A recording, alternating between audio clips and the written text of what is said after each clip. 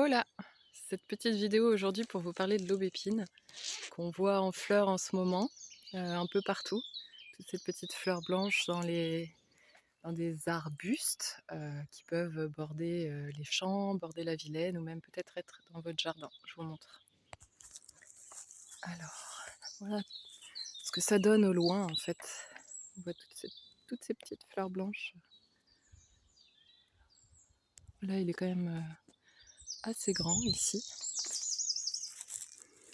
Et de plus près, ça fait des...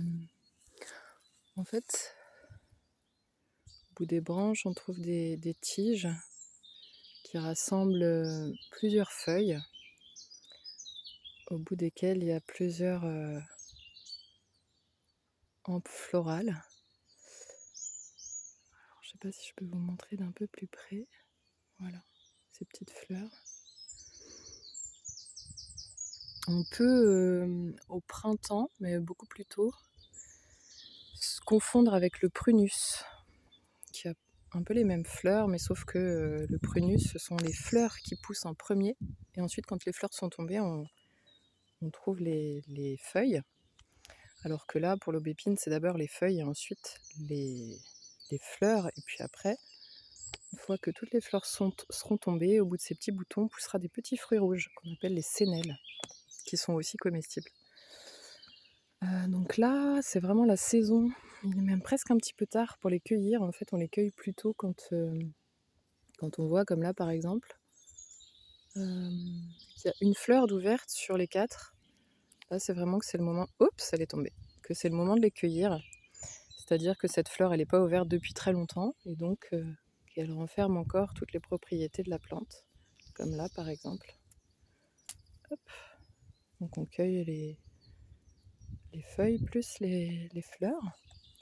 Là, on voit que par exemple, cette petite portion-là, toutes les fleurs sont ouvertes, donc ça fait sûrement plusieurs jours. Donc là, on va pas les cueillir.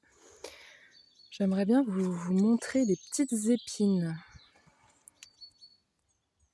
Ah, j'en ai trouvé une. Il y a vraiment des aubépines qui contiennent beaucoup plus d'épines que d'autres. J'ai remarqué que ceux dans mon jardin, ils n'en ont pas beaucoup d'épines. Là, vous voyez, des petites épines un peu comme un peu plus grandes que celles des rosiers, quoi. En fait, on les voit vraiment pas beaucoup et c'est souvent quand on cueille qu'on se fait avoir et qu'on se fait piquer. Voilà pourquoi on l'appelle aubépine. Je repasse dans l'autre sens.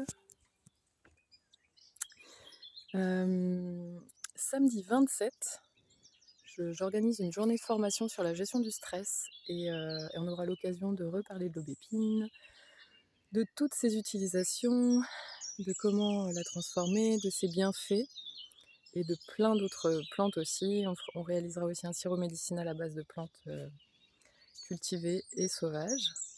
Donc si c'est un sujet qui t'intéresse, n'hésite pas, il reste quelques places. À très vite!